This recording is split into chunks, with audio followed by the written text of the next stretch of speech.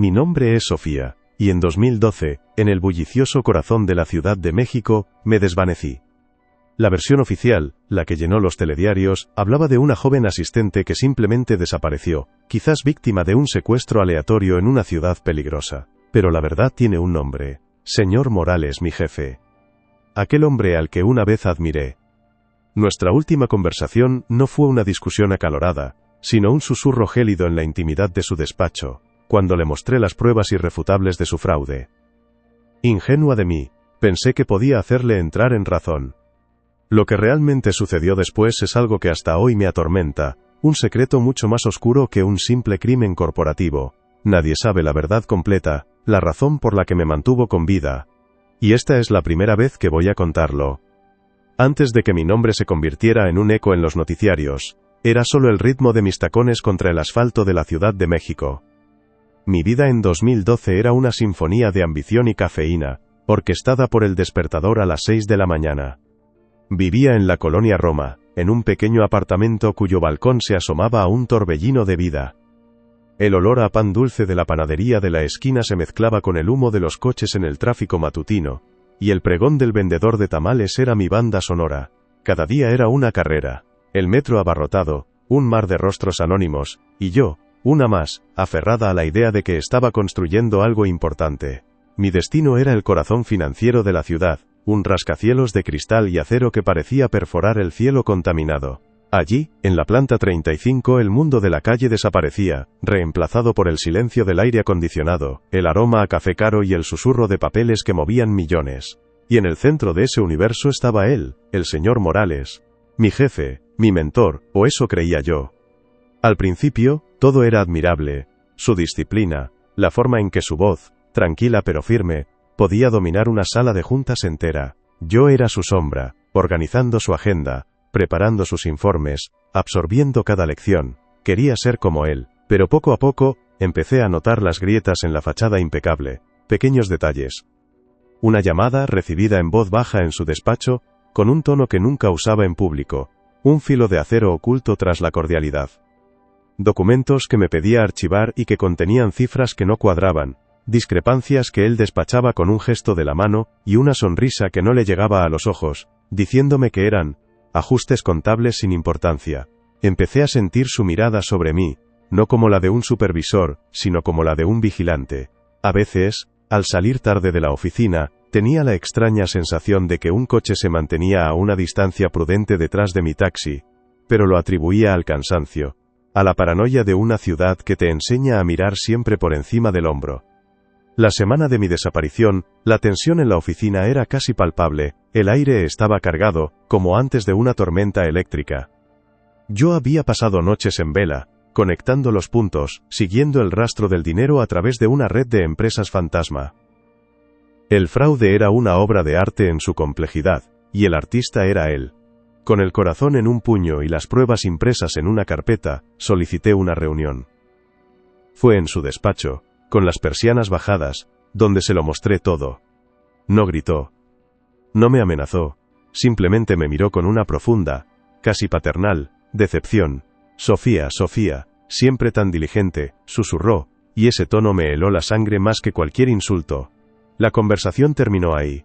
Me pidió que me tomara el resto del día libre. Esa noche, justo cuando pensaba que la tormenta había pasado, su llamada me sorprendió. Su voz era la de siempre, la del jefe eficiente. Sofía, un imprevisto, necesito que recojas unos documentos cruciales para la reunión de mañana. Es urgente, te enviaré la dirección. La dirección me llegó por mensaje. Una calle en Polanco que no me sonaba de nada. A pesar del nudo de miedo en mi estómago, la costumbre, la lealtad estúpidamente arraigada, me hizo obedecer. Cogí un taxi. La ciudad pasaba borrosa tras la ventanilla, sus luces de neón como manchas de color en una pintura oscura. Al llegar, todo era silencio. Era una calle residencial, elegante y desierta. El número que me había dado no existía. Las casas estaban a oscuras. Saqué el móvil para llamarle, sintiendo cómo el pánico empezaba a subirme por la garganta. Fue entonces cuando un coche negro, un sedán de lujo idéntico al suyo, se detuvo a mi lado sin hacer ruido. La ventanilla trasera bajó lentamente. Era él. «Sube, Sofía», dijo con una calma aterradora. Hubo un cambio de planes. Por un instante, una ola de alivio me invadió. Pero al abrir la puerta, el olor a cuero nuevo y el clic metálico y definitivo del seguro central al activarse, me golpearon con la fuerza de una revelación. Fue en ese instante que percibí que no había más vuelta. No hubo forcejeo.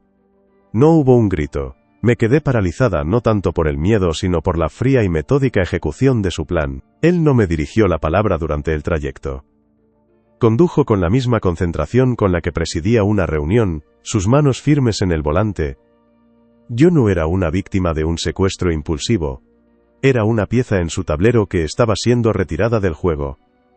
Me di cuenta de que la dirección falsa, la llamada nocturna, todo había sido diseñado no para asustarme sino para aislarme, para llevarme a un lugar donde nadie esperaría que ocurriera nada. El crimen no fue el secuestro en sí, sino la aterradora normalidad con la que se llevó a cabo. Me quitó el bolso con delicadeza, como si me estuviera ayudando a acomodarme, sacó mi teléfono y lo apagó. Luego, de la guantera, extrajo un pequeño frasco y un pañuelo. No necesité que me explicara nada. El olor dulzón y químico del cloroformo fue lo último que registré antes de que el mundo se disolviera en una oscuridad suave y silenciosa. No me golpeó. No me ató. Simplemente, me durmió. Como si estuviera archivando un problema para resolverlo más tarde, lejos de miradas indiscretas. Cuando por fin tuve acceso al mundo exterior, años después, una de las primeras cosas que hice, fue buscar mi propio nombre en Internet. Fue como leer la biografía de una extraña. Una versión distorsionada y macabra de mí misma, construida con retazos de verdad, y montañas de mentiras. Durante mi ausencia, no solo me habían borrado del presente, sino que también habían reescrito mi pasado. Al principio, la noticia fue la que cabía esperar. Joven asistente desaparece en Polanco. Mi foto, una que me tomaron en la boda de mi prima, sonreía desde la pantalla de millones de televisores. Durante la primera semana, fui la víctima. La chica prometedora, la hija ejemplar, la empleada dedicada, el señor Morales, por supuesto, dio la cara. Lo vi en un vídeo, con el rostro compungido, hablando de mi potencial increíble, y de la terrible incertidumbre que sentía toda la empresa. Ofreció una recompensa, colaboró con la policía, fue el jefe modelo, devastado por la pérdida de una de sus mejores empleadas. Pero una semana en el ciclo de noticias es una eternidad. Sin un cuerpo, sin una petición de rescate, la narrativa necesitaba un villano, y si no lo encontraba lo inventaba. Y la víctima es a menudo el blanco más fácil. Empezaron a filtrarse fuentes cercanas a la investigación. Primero fueron susurros, luego titulares. ¿Tenía Sofía una vida secreta? Estaba involucrada en algo turbio. De repente mi piso en la colonia Roma no era el hogar de una joven trabajadora, sino el escenario de posibles intrigas. Un vecino, al que apenas había saludado un par de veces, declaró que parecía una chica reservada, quizá demasiado. Otro recordó haberme visto llegar tarde una noche. Detalles sin importancia se convirtieron en pruebas de una doble vida. Mi eficiencia en el trabajo se transformó en una ambición desmedida. Mi vida social, normal y corriente, se pintó como una red de contactos sospechosos. La estocada final, la más cruel y brillante por parte de Morales, fue vincularme al mismo fraude que yo había descubierto. Fue una jugada maestra. Anónimamente, alguien filtró a la prensa que yo tenía acceso a las cuentas, que había mostrado un interés inusual en las finanzas de la empresa justo antes de desaparecer. La historia se escribió sola. La asistente ambiciosa descubre un desfalco, en lugar de denunciarlo, chantajea a sus jefes. O peor, toma una parte del dinero y huye para empezar una nueva vida en algún paraíso fiscal.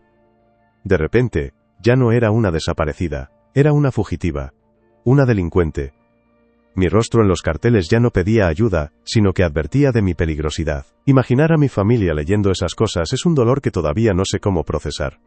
Mi madre defendiendo mi honor ante periodistas que acampaban frente a su casa. Mi padre envejeciendo 10 años en una semana viendo cómo el nombre de su hija era arrastrado por el fango. Mis amigos, interrogados por la policía, obligados a dudar, a preguntarse si realmente me conocían. ¿Hubo momentos en los que flaquearon? ¿Hubo noches en las que mi madre, a solas, se preguntó si aquella versión monstruosa de mí podría tener algo de verdad? Esa duda, sembrada por Morales con una precisión quirúrgica, era parte de mi prisión. Me aisló no solo físicamente, sino también de la memoria de quienes me querían.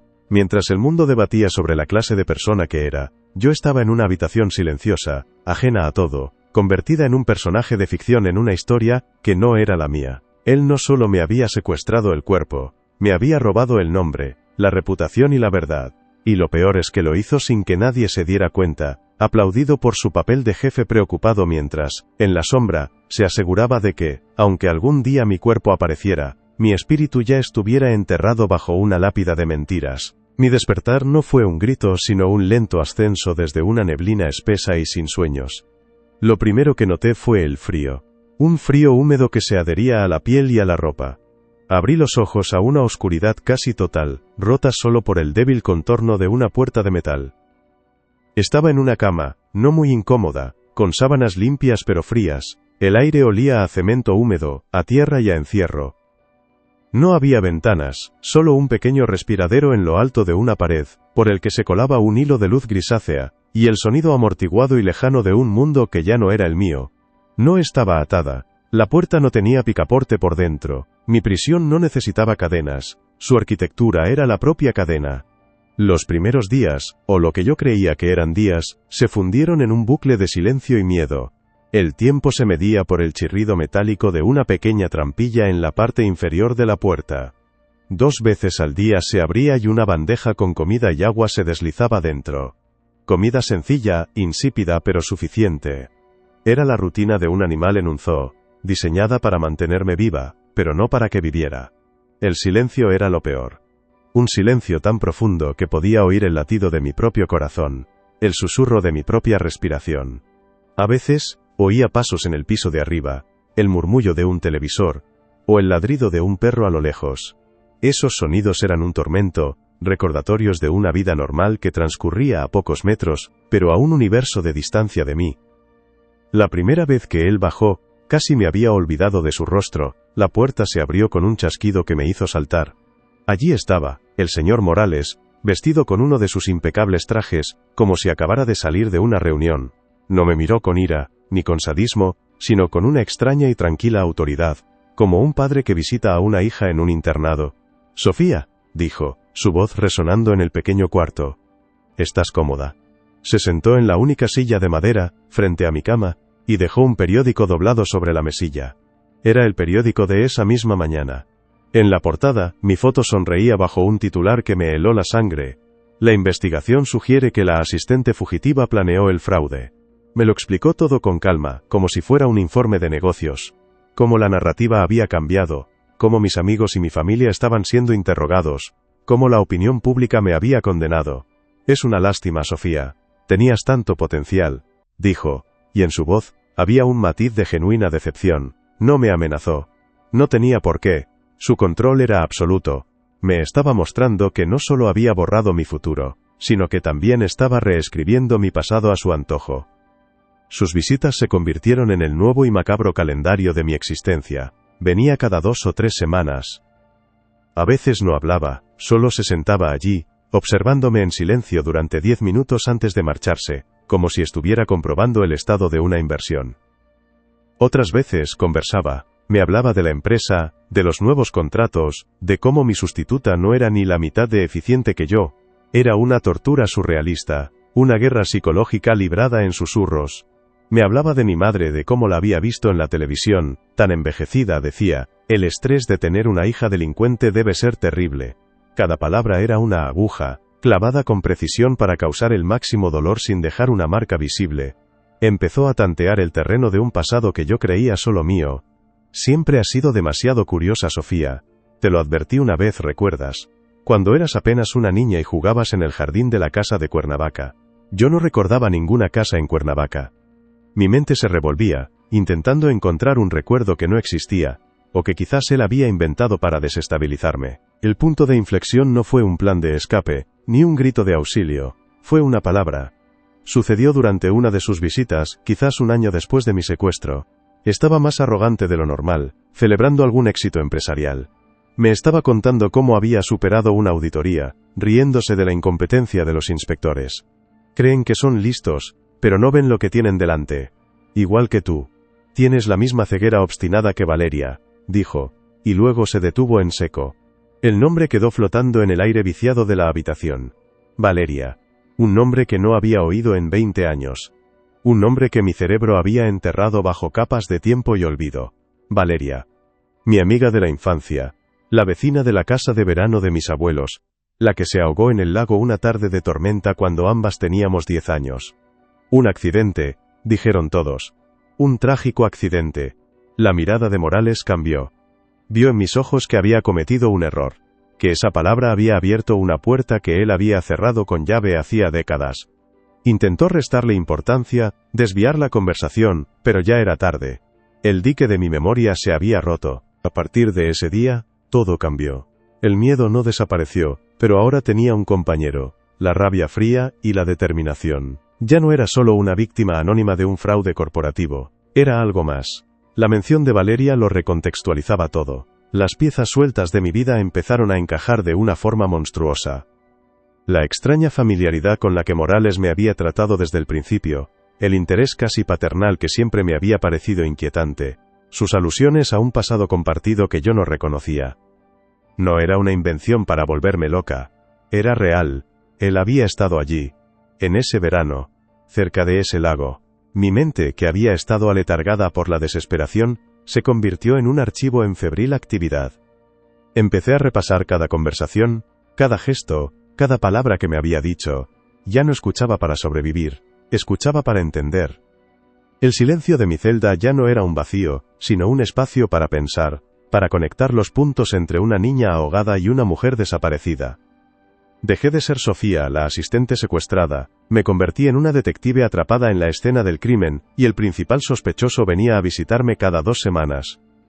Mi vida en cautiverio ya no era una espera pasiva para ser encontrada, se había transformado en una vigilia activa, esperando la oportunidad no solo de escapar, sino de desenterrar una verdad mucho más antigua y aterradora que mi propia desaparición. Mi regreso al mundo no fue una proeza de ingenio ni una huida desesperada bajo el amparo de la noche. Fue el resultado de la propia arrogancia de Morales, de la misma red de engaños que él había tejido con tanta maestría. Años después de mi desaparición, otra de sus empresas, una fachada completamente distinta, levantó sospechas en una auditoría fiscal. No buscaban a una mujer desaparecida, buscaban dinero. La investigación, minuciosa y persistente, les llevó a rastrear todas sus propiedades, incluyendo una finca olvidada en las afueras de Cuernavaca, la misma cuyo nombre él había dejado caer para atormentarme. La casa donde, según él, yo jugaba de niña.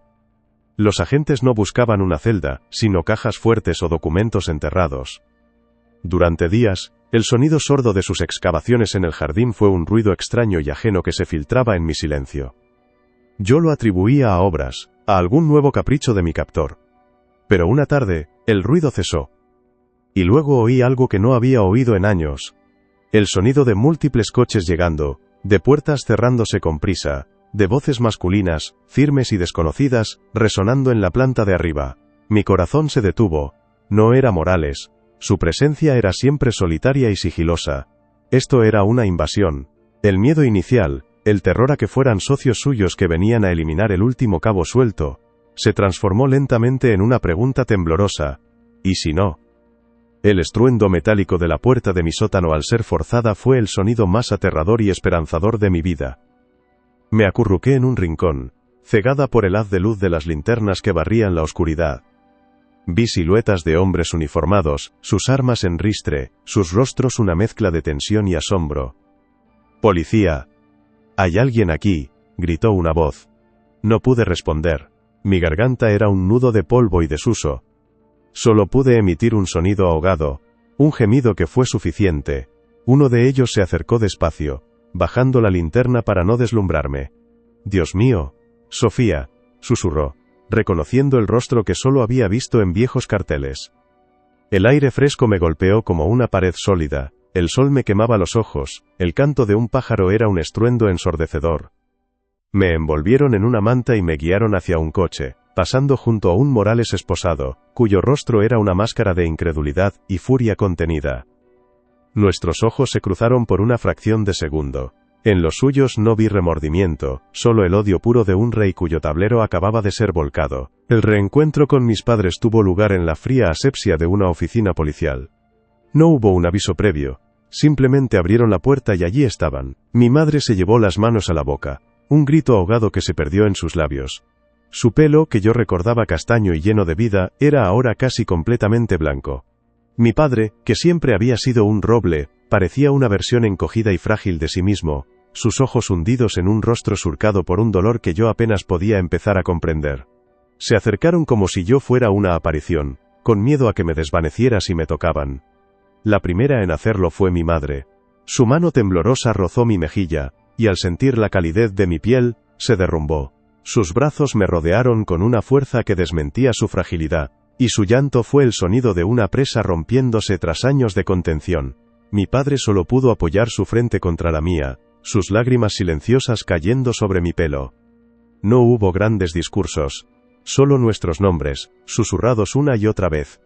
Sofía. Mamá. Papá. Hija mía.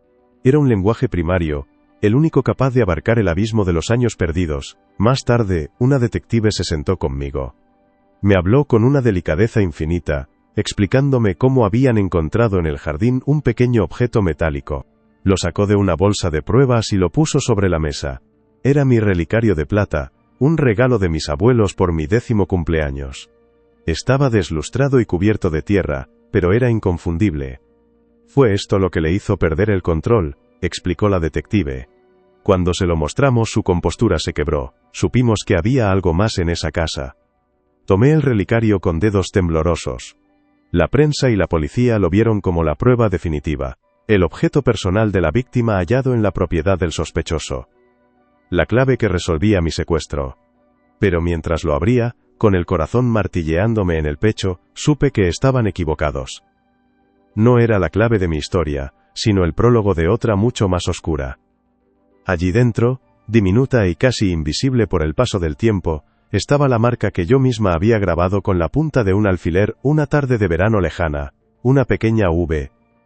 La V de Valeria. El relicario no solo probaba que yo estuve allí, probaba que él también lo estuvo, hace más de 20 años, cerca de un lago donde una niña se ahogó. El mundo celebraba el regreso de la asistente desaparecida. Pero yo, en el silencio de esa sala, mientras mis padres lloraban de alivio, sentí el peso helado de una nueva verdad. Mi cautiverio había terminado, pero mi verdadera lucha acababa de empezar. No se trataba solo de recuperar mi vida, sino de hacer justicia por la que él se llevó mucho antes de conocerme en aquella oficina. Trágicamente, yo no fui la primera. Y ahora, era la única que podía contarlo. El juicio del señor Morales fue un espectáculo mediático. Para el mundo, la historia tenía un cierre claro y satisfactorio. Fue condenado por secuestro agravado, fraude fiscal y falsificación de documentos. La fiscalía presentó un caso sólido, el rastro del dinero, las empresas fantasma, y finalmente, mi testimonio sobre cómo descubrí el desfalco y cómo me atrajo a aquella trampa en Polanco. Las pruebas eran abrumadoras. La prensa lo bautizó como el monstruo de Polanco, un empresario sin escrúpulos que al verse acorralado, fue capaz de lo impensable para proteger su imperio. Recibió una sentencia de 45 años. Justicia, dijeron todos. Un capítulo cerrado. Mis padres lloraron de alivio en la sala del tribunal. Pero yo no sentí alivio. Sentí el frío de una mentira bien contada, una verdad a medias que todos aceptaron como completa. Porque lo que yo conté en el estrado, lo que consta en los archivos judiciales, es solo la cubierta del libro.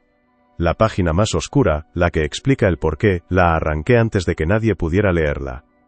Hay un detalle que nunca ha salido a la luz. Un secreto que guardo como un veneno en el alma. Durante el juicio, la defensa de Morales argumentó que el secuestro no fue premeditado, sino un acto impulsivo de pánico. Que al enfrentarlo, yo, con mi juventud y mi energía, le recordé de alguna manera a Valeria, aquella niña que vio ahogarse en su juventud. Dijeron que fue un trauma no resuelto, una disociación momentánea que lo llevó a proteger, en lugar de silenciar. Fue una narrativa astuta, que lo pintaba no como un depredador, sino como un hombre roto. Y en parte, era cierto que yo le recordaba a ella. Pero la razón por la que me mantuvo con vida, no fue para protegerme, fue para continuar lo que empezó con ella. Morales nunca me hizo daño físicamente. Su tortura era de otro tipo, más íntima y perversa. Una vez al año, siempre en la misma fecha de finales de agosto, su comportamiento cambiaba. La víspera, la comida que me pasaba por la trampilla era diferente. Un trozo de pastel de chocolate, el favorito de Valeria. Y al día siguiente, él bajaba, pero no venía con su traje de ejecutivo. Traía consigo una caja de cartón. Dentro, doblado con una delicadeza espeluznante, había un vestido. Un vestido amarillo con pequeñas flores bordadas. El mismo que Valeria llevaba el día que murió en el lago. Y me obligaba a ponérmelo. Sin violencia, solo con el peso de su mirada y una orden susurrada. «Póntelo, Valeria». Con el vestido puesto, me sentaba en la cama y él se sentaba en la silla, como siempre. Pero entonces sacaba un libro infantil de cuentos con las esquinas gastadas por el uso, y leía para mí. Leía la misma historia que Valeria y yo leíamos juntas aquel verano, una y otra vez. Su voz era tranquila, casi tierna.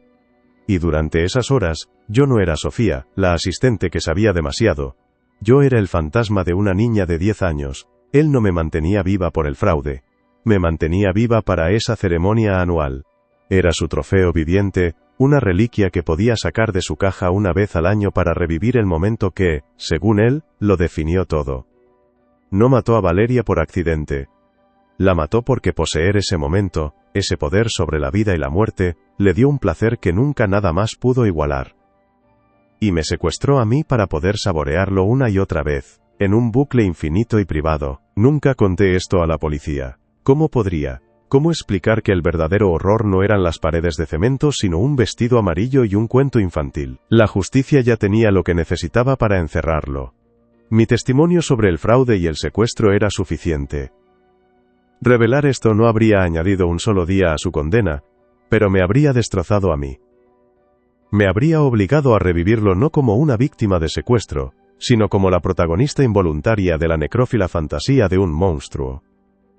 Me habría convertido para siempre en la chica del vestido amarillo, y no podía soportarlo. Mi silencio fue mi único acto de control, la única forma de trazar una línea entre la verdad pública que me liberó y la verdad privada que me mantiene prisionera. He vuelto a casa, sí, he recuperado mi nombre, intento vivir una vida normal pero es una actuación, el mundo exterior a veces se siente tan irreal como la celda. Hay días en que el color amarillo me provoca náuseas, o el olor a tierra húmeda después de la lluvia me paraliza en la calle. El simple acto de que alguien me lea algo en voz alta, puede desatar un pánico helado que no puedo controlar. He aprendido a vivir con los fantasmas, el de Valeria, y el de la chica en que me convirtió. La justicia encerró al hombre, pero no al monstruo que creó dentro de mí. Volví a casa, pero una parte de mi alma sigue allí, en el frío de aquel sótano, esperando a que llegue agosto para volver a ponerse el vestido de una niña muerta.